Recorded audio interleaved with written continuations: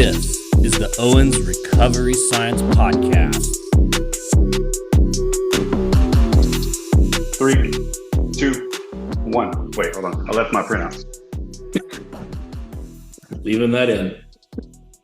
Leaving all this in. All this awkward silence staying in the podcast. All right. 3, 2, 1. Holy crap. Welcome back to another Owens Recovery Science Podcast. It's been a minute. I guess we've been busy or something, or too much baseball watching for you baseball guys. Too much preseason football for this guy. But the gang's all here for a special podcast. I think it was going to be titled How to Break Down a BFR Paper. But I think we're switching it to Kyle's Got a Bee in His Bonnet. And so here's the gist of it. A paper I just don't have a reason to wear a bonnet. Kyle saw it and got all worked up about the paper and the methodology and the physiology and the this and that. And we just started going down of, so many things come out and you'll see something like this one. Basically, BFR doesn't do anything for knee OA. And then when you look at the paper, it's like, man, there's a lot of flaws in this thing. So what we wanted to do here is kind of discuss things you should look for in a BFR paper, not just all the BFR parameters, but also just, are the physiological just basics being hit if it's going to be an exercise type paper, and also just what makes a paper in a study a study. So we're not going to go deep into freaking looking at power analysis and, is it observational? Is it interventional? I think everyone listening to this podcast should understand that stuff. If not, you can get all that information elsewhere. But what we do want to go into again is just some of the basics here. So Kyle, since it's Angry Kyle's podcast, why don't you start it off, man, of what you think? Angry Kyle's podcast. Well, we should give the title of the paper, which was ultimately really what perked my ears straight away when I read this. The title is "The Use of a Single Resistance Exercise with or Without Blood Flow Restriction in the Treatment of Pain in Knee Osteoarthritis, a randomized controlled trial, or randomized clinical trial, I should say." So published in the Brazilian Journal of Physiology? Is that correct? Of pain, I think. Pain, Brazilian Journal of Pain. So yeah, impact factor of 1.2. So not real big. Bigger than IJSPT, I believe, but ouch. Well, it is. Shots fired. I'm just stating facts here. When I can't get papers in, that's where I go. I know this is true. So anyway, I read this title and I saw single resistance exercise, and then I saw knee OA, and I immediately thought, please don't tell me that they did one exercise and they did twice a week visits and they were expecting something positive. Because if you're just doing the one exercise, you're probably not getting all the sets per week, like we've discussed on this podcast before. But kind of looping back to the point that Zach has probably made more than anyone, that you need right around 10 sets per week to see increases in muscle size. Now, you shrinking that down to increases in muscle strength is maybe a bit of a stretch, but generally speaking, a lot of times in these sort of clinical scenarios, we're kind of hoping to put both muscle on and both strength on. So this paper, their primary outcome was, it was actually kind of hard to figure that out, but it was actually the reduction in pain that they were looking to see. And then their secondary outcome were increases in strength and functional strength. I think there was another secondary outcome that I'm not quite just remembering. I highlighted them, so we'll look at that and tell you. It was to improve strength and functional capacity in patients with knee OA. There we go. Was it? Strength and functional capacity, not strength and functional strength. So yeah, the main thing for me that kind of got me going on that was the single resistance exercise.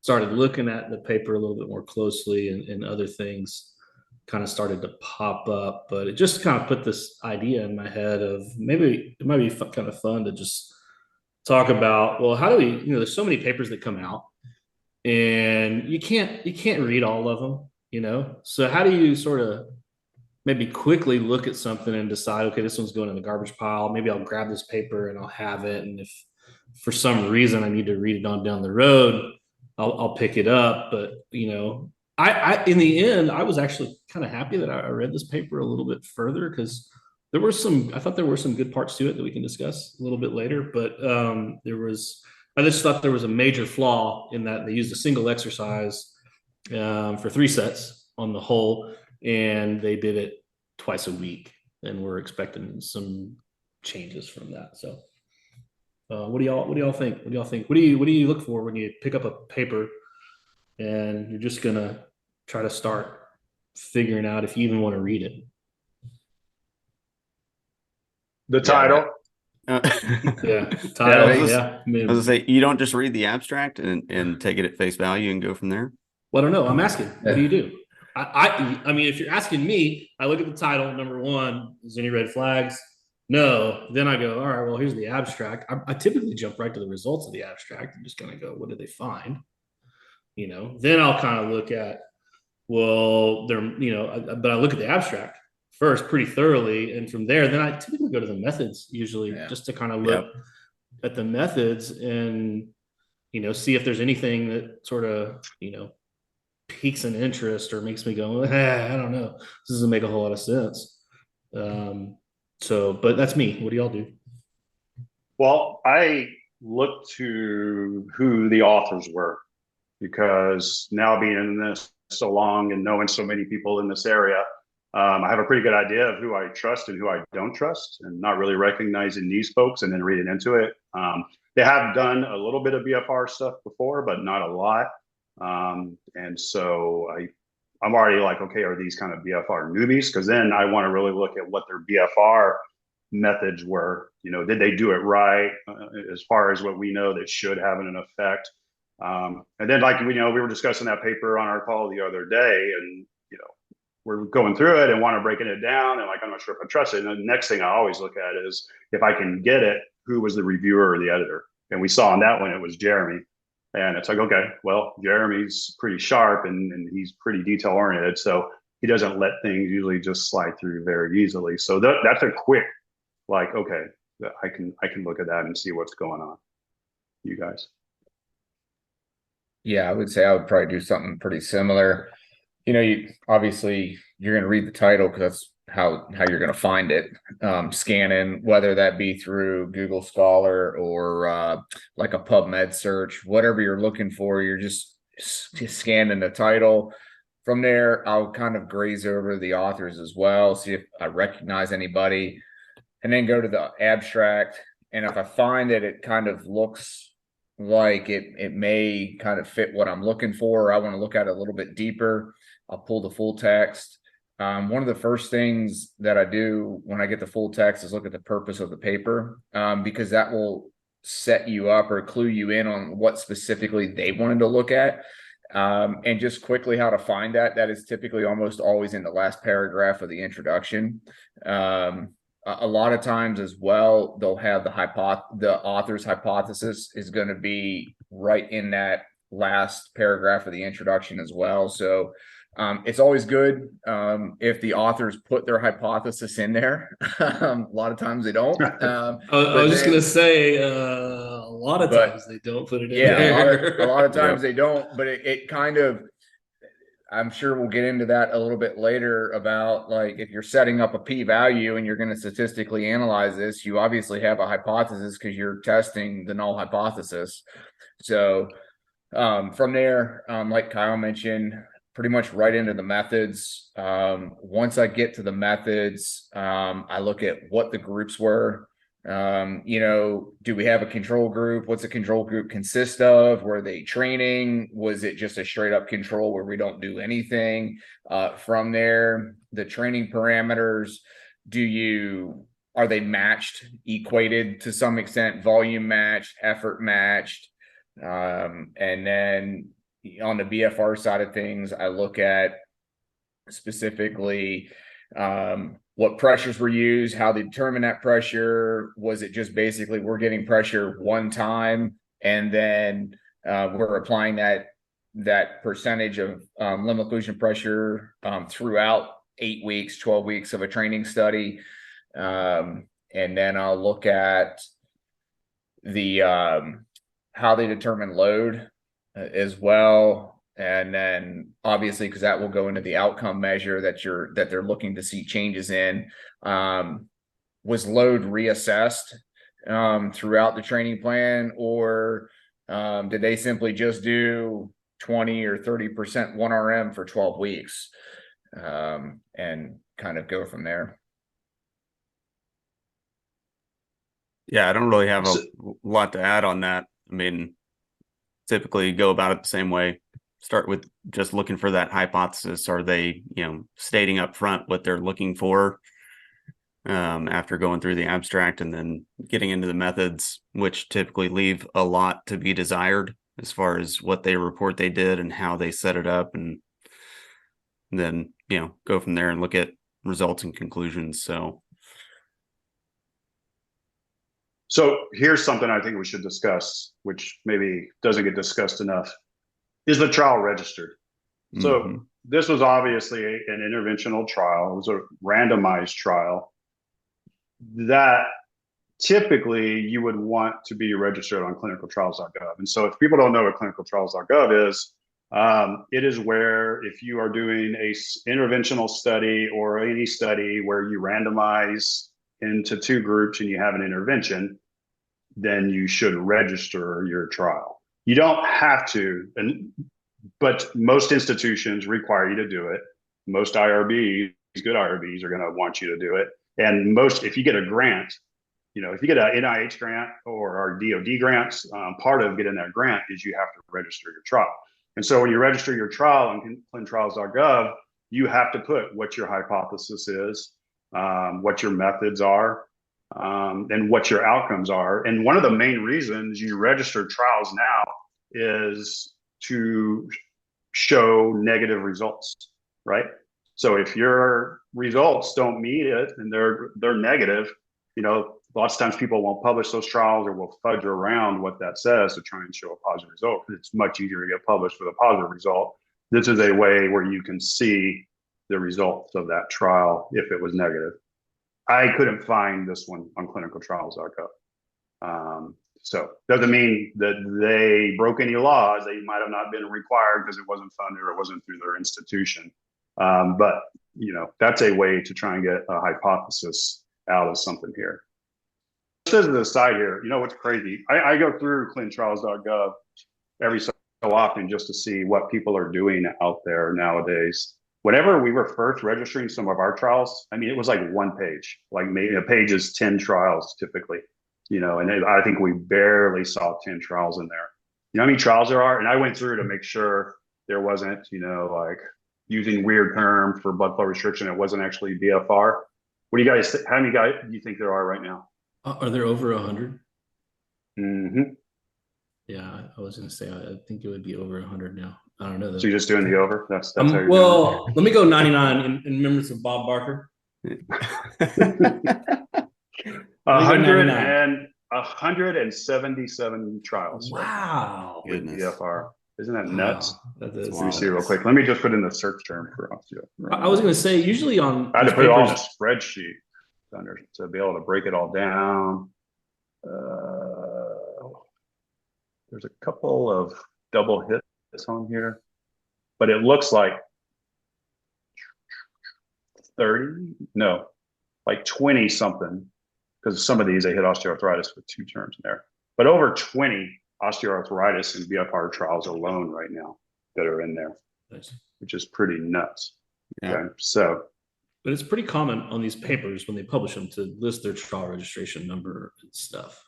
Right. Yeah, if it's registered. Yeah, if it has been. So this one didn't look like they listed that. So The higher impact the journal is, the more they're going to definitely require that it's registered. You know, like I pointed out, my friend Dan Rowan, when they got in New England Journal of Medicine, he said that was one of the hardest review processes he's ever been through. Like they broke down everything they had in their paper and compared it to what their clinical trials registration said. And if they varied off of that one iota, they got hammered on it there. So, you know, these big impact journals, they really go back and see what your hypothesis was and if you stuck to it. And did your methods follow exactly what it was there as well? In the methods on this paper, it does look like they registered with some sort of registration on the Brazilian side, maybe. Okay. So it that doesn't might look like be clin where, trials, but maybe their Yeah. version of it. Okay. But that, again, it's not a, you know, most everyone from around the world will register here, but maybe, you know, because it was done in Brazil. Mhm. I mean, dude, if you just go look at these, so you got Utah, Kansas, Duke, University of Cal, Oklahoma, NYU Langone, George Fox, Henry Ford, Aspetar, Minnesota, Rush, Turkey, Belgium, University of Washington, Brazil, Twickenham University, University of Missouri, the Balearic Islands, China, Norton Healthcare Systems, Zenova, VA, University of Colorado, University of Ghent. I mean, it's crazy from around the world how many people are looking at BFR right now. Again, we always say this is one of the most researched things I think that are out there. But anyways, if y'all want me to read off all 170 something, I will. no, that's okay. We're good, John. Okay. All right, fast on that one. So I like quick recap though. What does the registration of a trial help control for? A lot of, like, I would say the pretty generic terms like p hacking. It lets other people know like what is being done. It kind of gets your trial out there, what you're looking at. And then, like Johnny was just talking about specifically as well, when it comes to the hypothesis, a lot of times what'll happen is if your project doesn't get a positive result, you'll try to run numerous statistical tests to see if you can get a significant finding. And then you report on that. But by having your trial registered, and anytime, I can't remember if Johnny just talked about this or not, but when you make an edit on that clinical trial registry, it documents that. So you can see historically all the edits that have been made. So if the hypothesis has changed, you can see that. So I would say that's probably the big reason why is it lets everybody else know what you're currently working on or what your project is, so you don't start getting repeats of the same thing or similar design studies. And then accountability. Right. There you go. And typically, like, we've had to make edits, and we had to change the ages on enrollment because we weren't hitting enrollment. So we had to either bring it down some or bring it up some, or we've changed pressures, you know, like our femur trial, you know, people weren't tolerating that pressure. So we had to keep dropping the pressure down. And when you change it on the IRB, then you're supposed to go back to clin trials and put an edit so that you know what the pressures actually were. And also, people come to us all the time. Do you guys have any ideas for a BFR trial, or is anyone looking at MS? I think there's 4 MS trials on there. So you can say, just go to clinicaltrials.gov, type in blood flow restriction, type in multiple sclerosis, and it'll pull up all those trials so you can see what those trials are. So this registry will serve as basically a resource to see what's being done, or what has been done.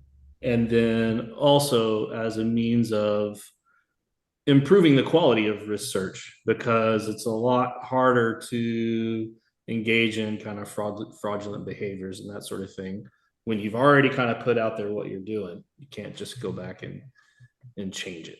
So, which, as, you know, Zach mentioned p hacking. There's also, which is basically you're just kind of manipulating the data until you get a significant result. There's also harking, which is hypothesis after results known. So basically, you don't even put out a hypothesis like we kind of referenced earlier, but you just kind of come up with one after the fact, after you see a result. A newer thing that's coming out that is not done in any of the physical therapy journals presently is something called registered reports. Have y'all heard of those? Just for I me, have. Yeah. Kyle Kimbrell. Yeah, just from me. the Journal of Kyle Kimbrell is where I Well, got and that. I mean, I don't deserve credit for knowing this stuff. I get it from Eric Maida and PT Inquest and the folks at Everything Hurts are kind of the two people groups that I kind of rely on to at least try to stay up on that. But registered reports are kind of neat because there are some ways still to kind of get around clinical trials. And what the registered report does basically is you essentially put together a study. You figure out, how it has to be powered to get results. You run all, you disclose all of your methods, all the statistics you're going to use and all this. And you write up a big paper basically describing how you are going to conduct this study, and you submit that to a journal, and the journal kind of puts it out there. You go through this whole review process and whatnot. And then essentially what they'll do is they say, all right, and they publish your paper on how you're going to conduct this trial. And it's essentially an agreement then to publish your study after the fact, regardless of the results. So that kind of gets rid of some of that, only publishing positive results and all that. So it's another kind of open science, thing that is coming up, if you will. But unfortunately, none of the PT journals presently are doing. I I don't think I know of any of our journals that do that. Yeah, no, they're not. It's not a thing yet. So, but hopefully. Well, another thing on clinical trials registration, their number one, if you read their kind of mission statement, number one is also for patient advocacy, to look and see if they want to find a trial, which you might be like, well, what patient's going to go on there? But a buddy of mine has terminal cancer right now, and I've been looking through the registration because he's willing to go anywhere around the world to see if for his specific cancer, is there a trial? And you can also look when you go on there, it will say if they are recruiting, if they're recruiting by invitation only, if they've stopped recruiting as well. So if you have a patient with a certain condition that maybe you think BFR would be useful, and you can always look there and see if there's a trial in your area or that they'd be willing to go to. If I had MS or something, I would go over to Colorado and have Dr. Menaggio put me through his trial. You can email Johnny at info to get Dr. Maniago's address. Yeah. Just show up at his house. Hey, Mark. No, go to Clint Johnny Charles. Owens sent me. He's got, I think, 3 on here. You can pull him up. It even has his email. I'll put his email out there on Twitter. Yeah, that's too funny. Okay, well then, what do you look for from a BFR standpoint? And we put this out in our position stand paper. Jeremy put a great one out a long time ago, kind of like a call to action for studies. So what are the key parameters that you guys look for to understand, did they even do BFR right? Yeah. Or what do they report? Well, I mean, the big one is the individualized pressure. And I think kind of branching off of that, you have to go, well, can you individualize pressure with the device that was used? Yes. So that, those are kind of at least if we're just talking BFR, that's kind of the main thing that I'm going to look for is, did you do this? Because I know it's going to affect the results in one way, shape, or form. But, we've started to see a number of papers. In fact, Nick, our buddy Nick Rolnick, he wrote a letter to the editor on a study that was a volleyball. It was on volleyball players, I think. But they basically use a device that advertises that it can't fully occlude a limb. And then they stated that they used a means of individualizing pressure that Dr. Lineker has published based on circumference and cuff width and all that. And so they use that. And it's like, well, but that equation that Dr. Lineker put together, it won't work with a cuff that cannot occlude a limb. So, Right. those are kind of the things for me is I want to know, first and foremost, did they individualize the pressure? And then how did they go about doing that? How did they measure it? Was it some sort of validated way of determining that pressure? That'd be where I would start. Well, and to know that, then what we got to know is what width of cuff they used and what system did they use. So lower for instance, extremity especially, I would say. So for instance, this paper used a 7.5 centimeter cuff, which is 3 inches. That's pretty narrow, right? Not super wide. And said they got 70% LOP in standing on this. Now, we did a paper looking at Katsu devices, which aren't too far off from the width of this cuff, and we could not get full LOP, even at 400 millimeters of pressure with the Katsu device, looking at the popliteal artery. So right off the bat, I'm like, did you guys, are you really at 70% LOP here with that narrow of a cuff? How are you getting that? And it could be they're just getting one superficial artery. That's part of the problem when you're just doing something like that tibial artery. There could be all sorts of other arterial supplies that you just can't measure doing a distal measurement like that. And they also talked about doing bilateral cuffs, but didn't really explain if they measured one limb at a time, which I'm assuming they did because that would make sense, but they don't really say. And they also did it in standing, which is another thing that's going to alter how much pressure you need to get occlusion. It'll make it even harder. And pressure is going to be higher. And, using 70% of that higher pressure, we don't really know if that's going to be the best target. And they don't include any information on whether or not they measured more than once, in a 12-week study. So that could be another factor that would affect, is that 70% going to be the 70% throughout, right? Right. Or could they ever even get it, which I'm really suspect of. Right. And it would be good to know the device. They did put their device that they used, but I searched high and wide and I can't find anything with that thing. So I think it might be just like a blood pressure cuff. I'm not real sure. But if that's the case, it would even keep pressure, right? So if you did get it, it's going to be all over the place. There's going to be a paper coming out soon that just shows the variability in all these different devices. It's huge, and the ability to keep that pressure. Like we used Delphi, it was basically right on, didn't lose pressure and kept it at what the pressure was. A bunch of these other devices, it's like all over the place. And a lot of these pump-up ones, we know they just kind of drop pressure over time. So was it really BFR then at that point? Okay. What else do y'all look for in a BFR paper? What was their set rep scheme? Do they follow kind of what everyone is typically doing, which doesn't mean they have to do it, but if you don't follow that, I would like an understanding of why you maybe aren't doing higher volume, which is what BFR typically requires because you're trying to get to fatigue. Like they call this a 12-week interventional study. I would almost throw those first 2 weeks out as practice sessions.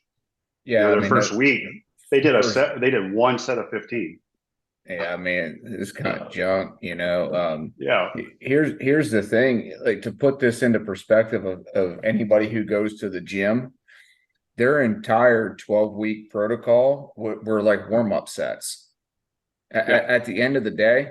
So I don't think we formally talked about what they did, but they basically did. Well, what? What? I don't want to see it too far off track here. Okay. So what we talk about or what we think, you have to look at the volume that they're doing. We think somewhere in the ballpark of getting to a load 20-30% 1RM for 75 reps. And then what has been out there and what we kind of push on progressive overload is you get to failure, you get to that fatigue point in that last set of exercise, then you start progressing the load. And then, ideally what you want to see is a reassessment of their 1RM or however you're basing the strength that you set the load to. You reassess that roughly every 4 weeks. So you formally reassess the training loads that way, but you just kind of progressively overload them in between as they're able to complete the 75 reps. Right. So to The answer your most question, they Kyle, did was 45 reps. yeah. Yeah. Once they finally got into this. Yeah. Yeah. So I was just going to say, beyond what we talked about with BFR parameters, a lot of the rest of what we're looking for is, does this match what we know about exercise prescription principles is, the big target. If we're way off track with exercise, BFR isn't going to save it. And I think we've talked about that multiple times. Yeah. Which I think, requires you kind of coming to the table when you're going to look at a paper like this with some level of exercise knowledge. You need to be kind of coming to the table to pick up on these things pretty quickly. It really helps you to pick up on that. So, yeah. And I guess we need to put it out there. We didn't say their conclusion was BFR didn't do any different than low load for people in the OA. No significant difference between the two. And so right off the bat, you're like, okay, let's understand, is this true or were there some fallacies here? So because that goes against what we know, at least what we think we know. Right. Yeah. I mean, there's been plenty Luke's of physiological papers, yeah. Luke's papers. Well, they put out there like, this is the first paper that's ever looked at knee pain in clinical people doing BFR. It's like, really? Did you do a little bit of a search? I mean, they made a number of questionable statements. Yeah. And they kept citing one specific BFR review paper and calling it a study over and over from a paper that I don't think is a great paper. Okay. So volume. One thing that is always interesting is you'll see these methods and it's, we did the typical 75 rep scheme at 80% LOP, and that's all you see. And we did this on post-op ACLs. No freaking way, dude. I mean, show me your week 1 or 2 post-op patient that's like, hell yeah, put me on 80% and let's go. I'm hitting 75, and I've even asked some people on papers that come out like, really, did that work? They're like, oh yeah, we had no problem. I'm like, Jesus, you're better than I am because we have a hell of a problem. So in our trials, we do have to document the total volume of work, the load, and what their final PTP, their personalized tourniquet pressure was in each session. So we can go back and do a subgroup analysis. And I think that'll be valuable. And with these bigger trials, hopefully like the femur trial, if we can say, dude, the first 4 weeks after surgery, they could only, on average, could handle like 62% LOP. And that's like, okay, then we start understanding, we need to start a little bit lower and go up. Now it's impossible. You couldn't put every session and every subject in there, but you can kind of show what an average volume of reps were maybe over time, as well as what your LOP averages were over time. Anything else on a BFR side that you guys would look at right away?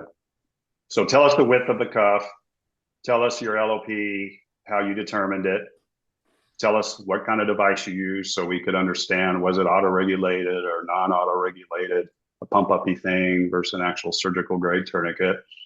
Tell us what your volume is. If you're gonna go and create your own volume scheme, is there a reason? You could say, we just didn't think this patient population could tolerate 75 reps. Okay, well, but then you're missing kind of the physiological basics of BFR, of trying to get that muscle to fatigue. Did you increase? And we've seen this in multiple studies where they, like you pointed out, Zach, they never increase load for some reason. So you got to increase load. You got to reassess LOP because it's going to change over time. Both. I mean, it changes visit to visit. Yeah. Like I got the case that I use, at least when I teach, that guy's LOP changes 40 millimeters of mercury on occasion from visit to visit. Now, I think he's an outlier in general, because I wouldn't say that was the common thing to see. But I mean, I think you just measured every time. rather than I one. jacked my knee up recently trying to do young man things in an old man body. And so I've been doing a bunch of BFR on my leg. And my LLP, I measured it the other day and it was like 29 millimeters of mercury higher than the last one. And I was like, motherfucker.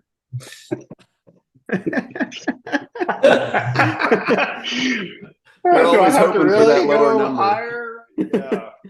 You know, the other thing I was going to say was when you're talking about on the volume side of things, if you don't like, you know, if you deviate from kind of a standardized set rep scheme, I think the thing of it is that you have to put in there too, as you kind of talked about, you know, if you modify the tourniquet pressures and stuff, if you miss on pressure or you miss on load, making sure you get high effort, because just from the pure muscle standpoint, that is what drives muscle growth. It's not load. It is really effort and the effort exerted by the muscle.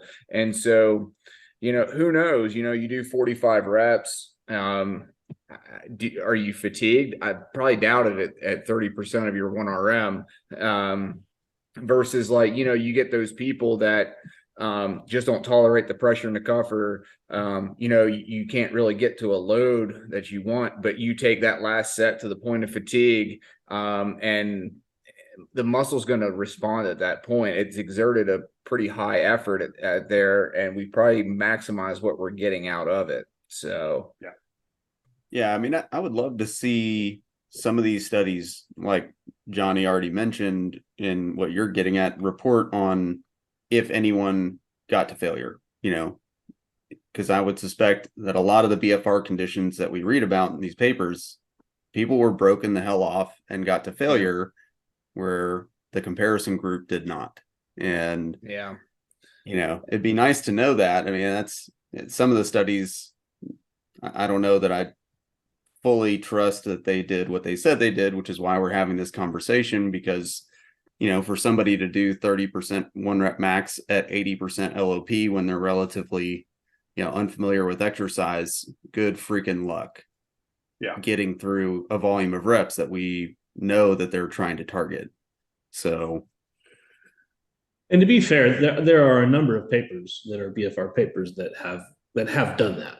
That do give you effort, that do tell you they went to failure, that do report the number of reps. I think that they are typically not clinical papers, right? If we're being upfront on that, and so it would be certainly something that would be nice to see taken from the exercise phys side of things and transferred into the clinical side of things.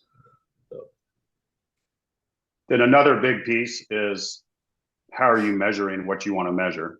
So for pain, fine, they use a VAS. On this one, they also had as one of their primary outcomes was strength. And for people with Knee-OA, their baseline test was an isokinetic 60 degree a second knee extensions. That will break off. If anyone's ever done a 60 degree a second isokinetic test, that is hard. So I bet these people really suffered at the start whenever they tried to do that specific test. You know, a hierarchy would be an isometric dynamometer test would probably be more feasible in this population, and you're hopefully taking out some of that probably anterior knee pain they first had. Because both groups got more strength on that repeat isokinetic test over time, but they trained for the test the entire time. So both groups are just doing low load knee extension exercises over time. And then it's like when they repeated the test 12 weeks later, they got stronger. And these people are like almost went out, oh my God, look, low load seems to really increase strength, doing it twice a week for 15 reps for the first, you know, when you're starting. And it's like, you know, these individuals probably were like, Jesus Christ, that test sucked at baseline. And then they trained for 12 weeks and then they repeated that 60 degree a second test. So again, I think that's a rough one to use on this population.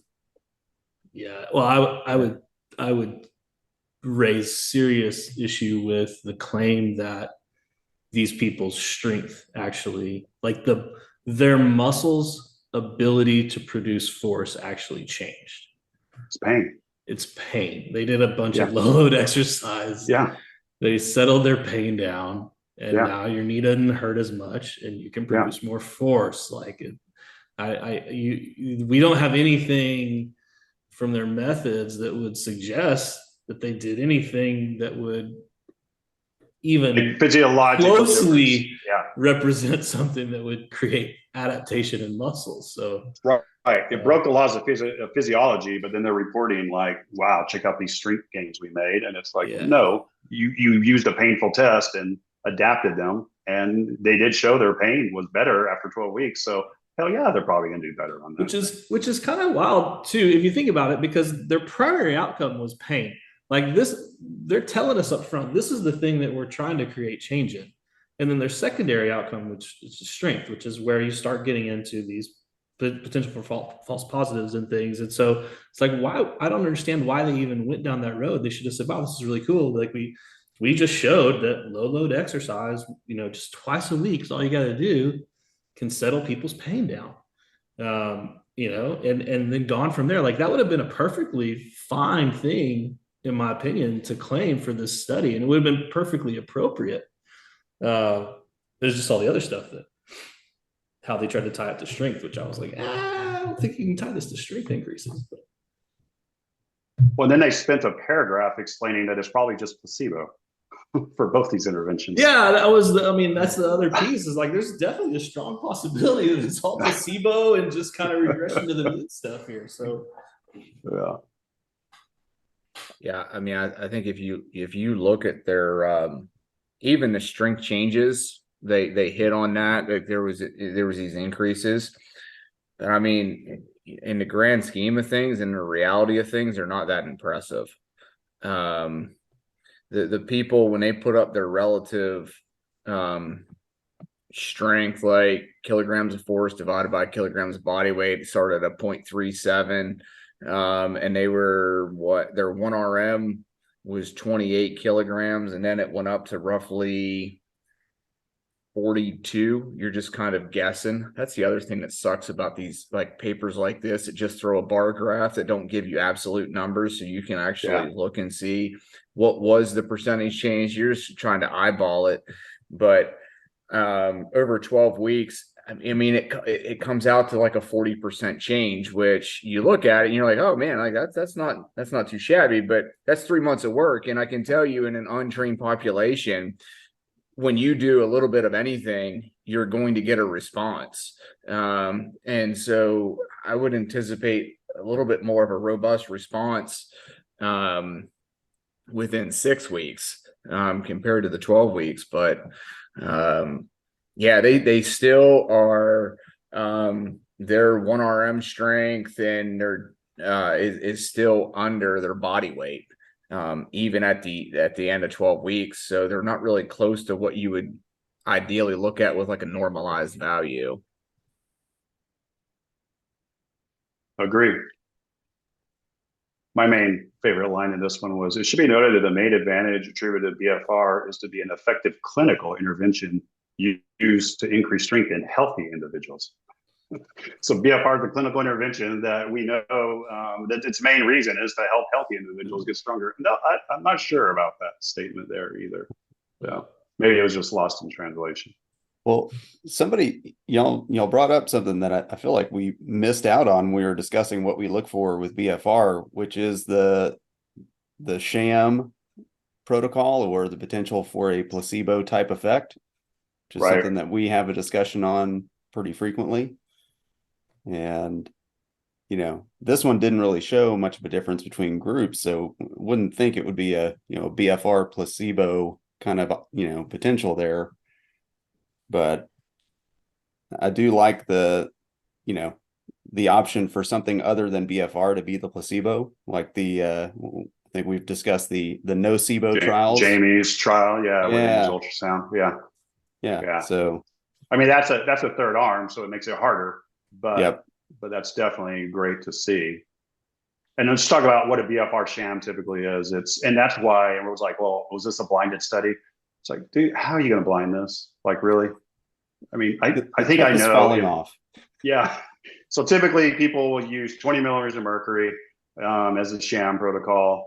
And that's enough to just basically keep the cuff on. And you got to be careful, because if you start to get into around 50 millimeters of mercury, you're getting venous occlusion probably.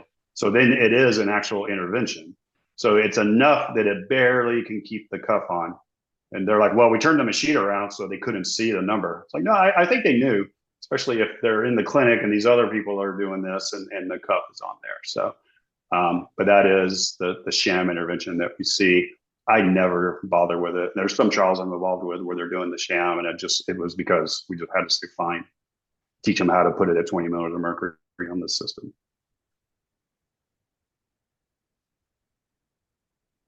And then, here's the caveat. Their conclusion is the results of our study show BFR with low intensity resistance exercise does not produce any additional effects on muscle strength and pain compared to low level exercise alone. And people would see that in the abstract and say, well, there you go. It didn't work for NEOA in that trial. And I think this trial basically would say, well, there's a bazillion flaws of why you didn't see a result. I mean, they did the clinical dose of exercise. They did 3 sets of 15. It was.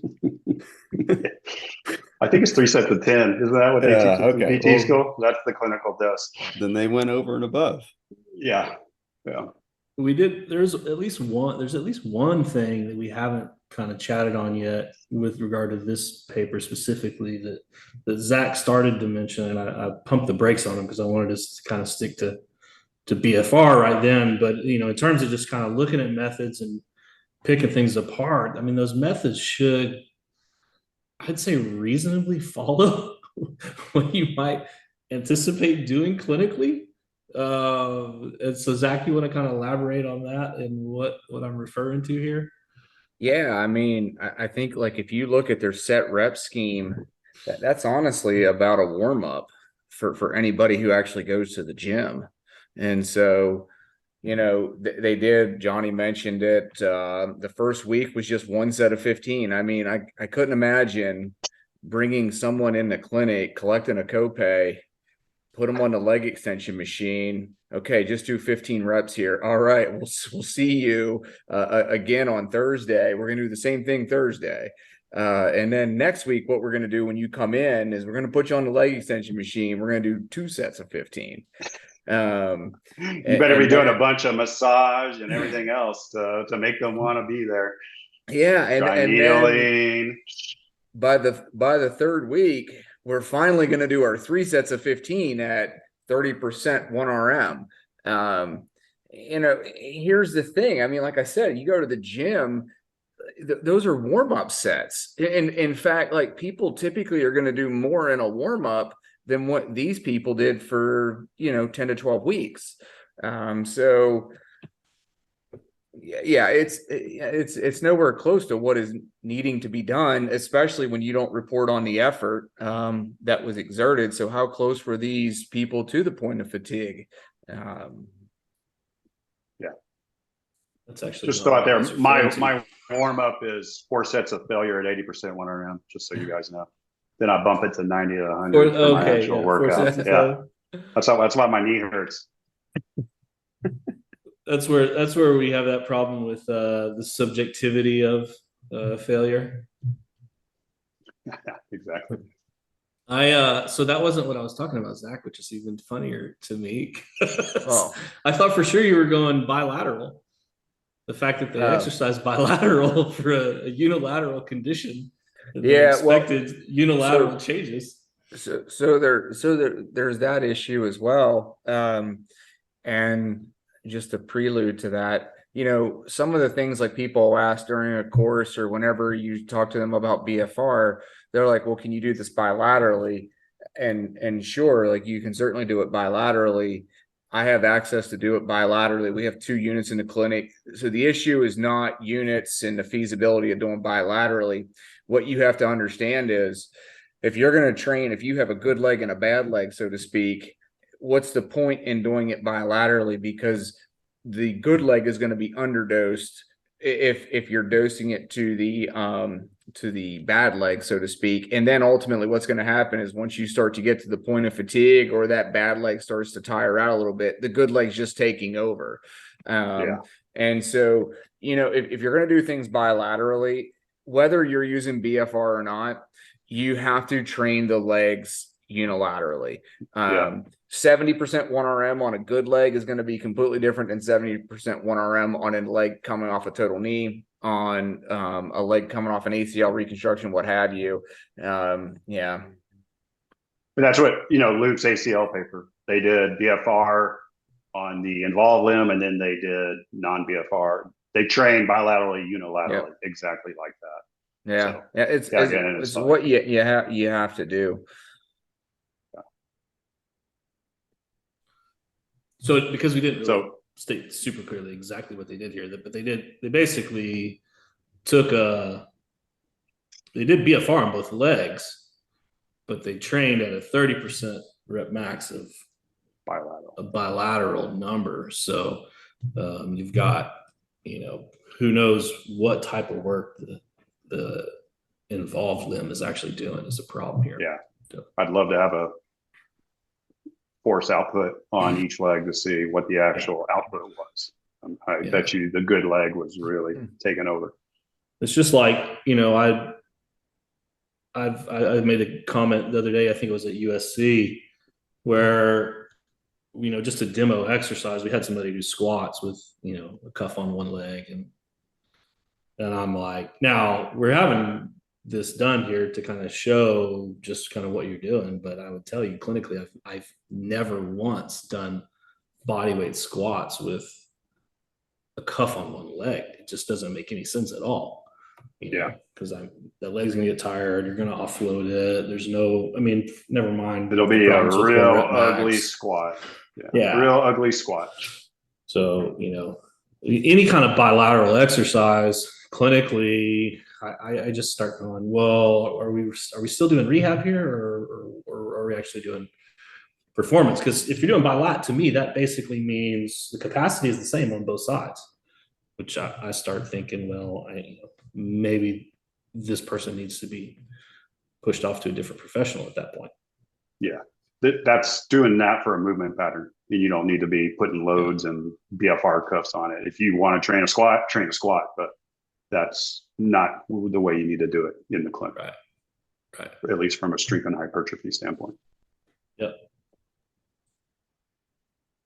All right. So did we crush this study enough? Did we make some enemies here in Brazil? We did. Because I did say this, there were some things I liked about this study. One of those was they actually did pretty good reporting of their exercise intervention on the whole.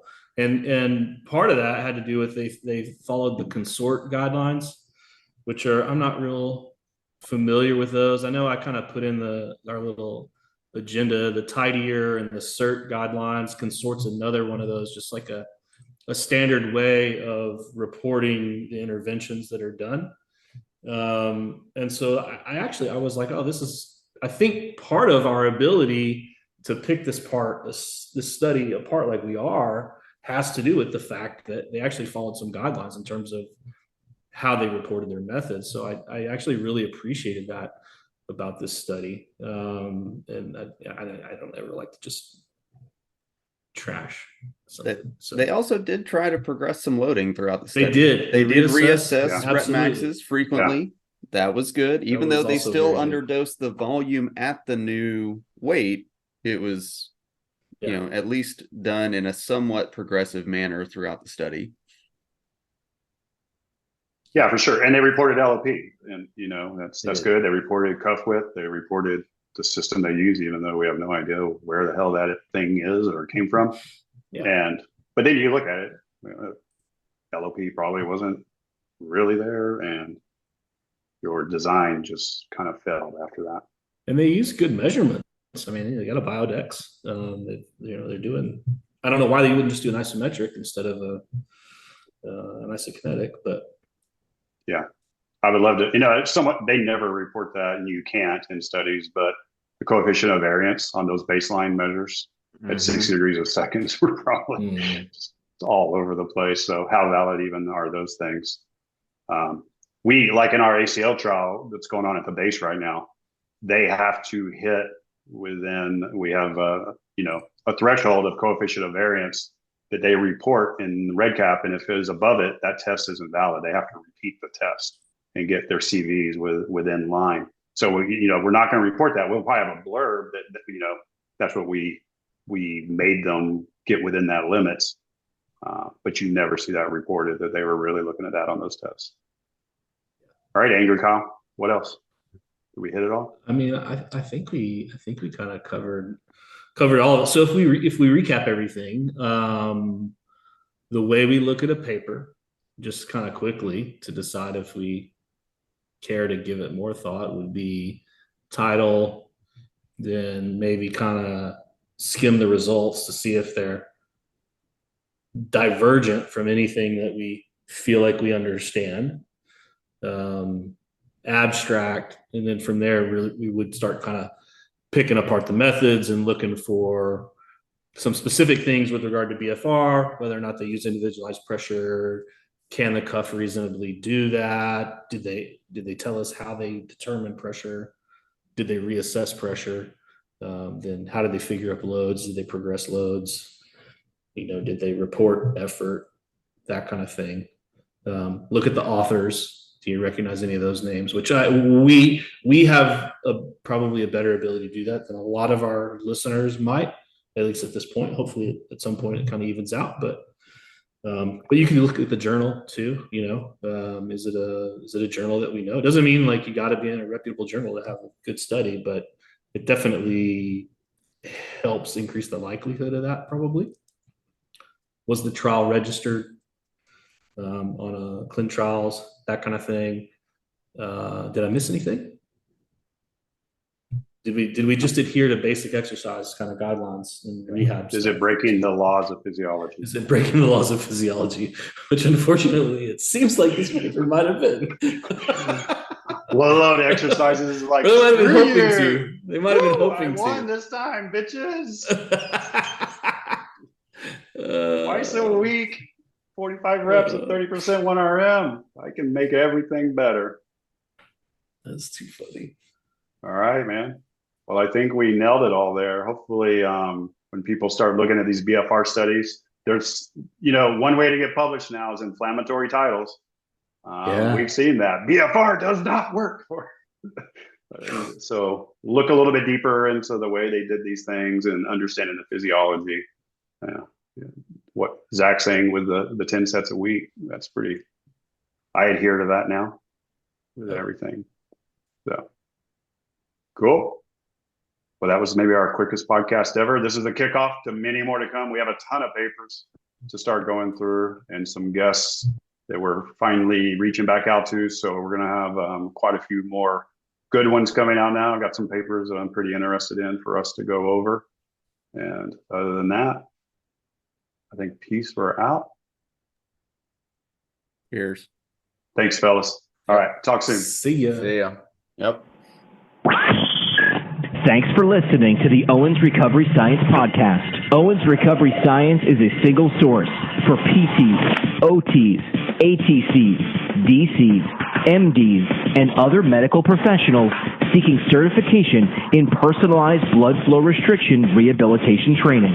Find them online at owensrecoveryscience.com. One last thing before we get out of here. First, want to say a sincere thank you for listening all the way through, but also wanted to remind you that this podcast should not be considered medical advice. It is strictly entertainment. It's a way for us to try to keep up with what is ongoing within the BFR world.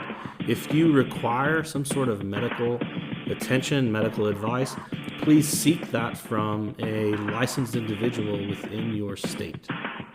Thanks, and we'll talk to you soon.